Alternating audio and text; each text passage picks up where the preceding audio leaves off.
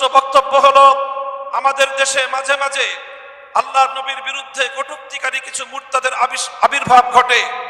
আমরা স্পষ্ট ভাষায় আমাদের অবস্থান ব্যক্ত করছি, আল্লাহর নবীর ইজ্জতের প্রশ্নে আমরা কোনো বিষয়ে ছাড় দিতে আপোষ করতে প্রস্তুত নাই। আমাদের অব্যাহত দাবি, আল্লামা আহমদ শফির দাবি, আল্লামা জুনায়েদ বাবু নগরীর দাবি, আল্লামা মুহিবুল্লাহ বাবু নগরীর দাবি হলো, নবীজির বিরুদ্ধে কটূক্তিকারীদের জন্য সর্বোচ্চ শাস্তির আইন, মৃত্যুদণ্ডের বিধান চাই। স্পষ্ট ভাষায় আমাদের মহাসচিব সাহেব যে কথা বলেছেন, আমি আবারও স্মরণ করিয়ে দিতে চাই, বর্তমান সরকারকে আমরা সহযোগিতা করছি, আগামী দিনেও সহযোগিতা করতে প্রস্তুত।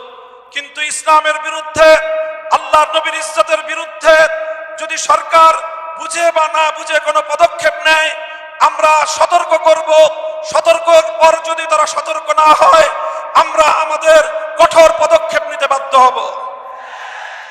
আল্লাহর নবীর হাদিসকে অস্বীকার করা, এটা নবীজিকে অবমাননার নামান্তর। কাজেই শিক্ষা সিলেবাস প্রণয়ন কমিটিতে আল্লাহর নবীর হাদিসকে অস্বীকারী দুষ্কৃতিকারীকে ইসলামী স্কলার হিসেবে দেখিয়ে জনগণকে ধোঁকাবাজি, ভাওতাবাজি করার যে তৎপরতা শিক্ষা মন্ত্রণালয় থেকে করা হচ্ছে, আমরা তার তীব্র নিন্দা জানাই।